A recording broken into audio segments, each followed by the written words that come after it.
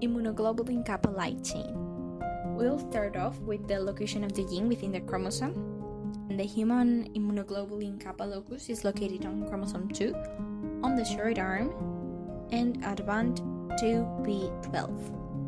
Still, this gene does not form the entire functional protein. Immunoglobulins are heterodimeric, membrane-bound proteins composed of 2 heavy and 2 light chains. Each chain has a constant and variable domain. Variable regions are contained in the amino acids 1 to 110. There are 2 types of light chains in human, though each antibody contains 2 light chains that are always identical. Kappa chain, encoded by the immunoglobulin kappa locus on chromosome 2, and lambda chain, encoded by the immunoglobulin lambda locus on chromosome 22. Also, this protein is not unique and there are many proteins in that family.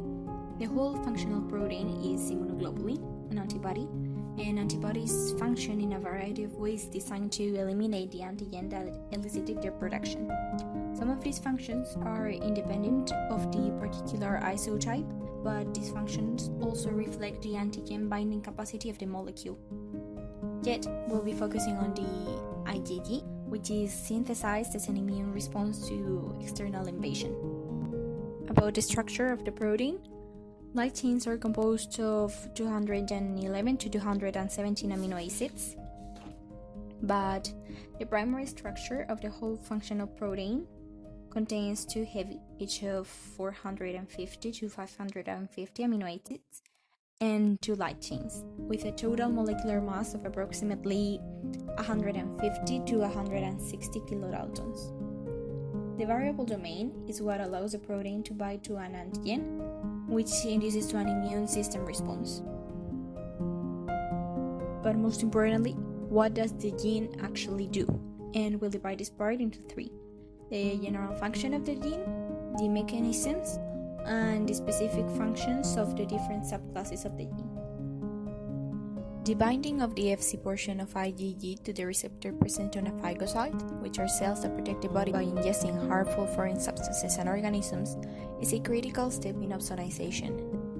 The first mechanism used is agglutination, IgG mediating binding of pathogens that causes their immobilization and binding together. Opsonization is a molecular mechanism whereby molecules, microbes, or apoptotic cells are chemically modified to have stronger attraction to the cell surface receptors on phagocytes and natural cell killers. IgG also activates all the classical pathway to the complement system, a cascade of immune system production that results in pathogen elimination. IgG also binds to and neutralizes toxins. And finally, we have ADCC, antibody-dependent cell-mediated cytotoxicity, a mechanism of cell-mediated immune defense that requires an effector cell that interacts with immunoglobulin G antibodies. And IAP, intracellular antibody-mediated proteolysis, a neutralization mechanism of intracellular antibody-mediated immunity. There are also 4 IgG subclasses. The subclasses differ in the number of disulfide bonds and the length and flexibility of the hinged region. IgG1 is predominantly responsible for the thymus-mediated immune response. IgG2 is the prevalent immune response against polysaccharide antigens. IgG3 plays a minor role in immune responses against protein or polypeptide antigens. And the precise role of IgG4 is still mostly unknown. IgG molecules are created and released by plasma cells, which have been produced by B lymphocytes. Plasma cells are white blood cells that originate in the bone marrow and secrete large quantities of protein called antibodies in response to being presented specific substances called antigens. There are several diseases related to this gene. First, we have a genetic IgG deficiency, which is a health problem in which your body doesn't make enough immunoglobulin G.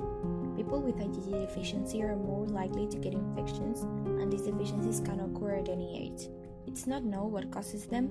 However, deletions in chromosome 14 and in the genes that code for the constant domain of the heavy chain may lead to a total lack of some IgG subclasses. Also, a deficiency in IgG1 isotype is typically a sign of hypogammaglobulinemia. A deficiency in IgG2 is the most common and it's associated with recurring airway and respiratory infections in infants. Recent studies have shown that elevated serum levels of IgG4 are found in patients suffering from diseases caused by infiltrating IgG4 positive plasma cells. Finally, important diseases like monoclonal gammopathies are a group of diseases that are caused when plasma cells only produce one type of light or heavy chain in excessive quantities. Also, there are two other consequent or related problems. To conclude, there is some other important information. IgG constitutes approximately 75% of total serum Ig.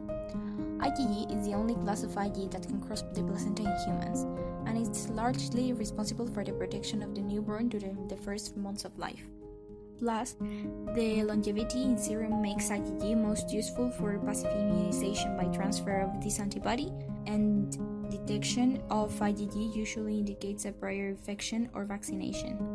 Also, the wealth of information generated about antibodies has afforded investigators the ability to molecularly engineer antibodies to modulate effector functions. And finally, IgG is also associated with hypersensitivity reactions.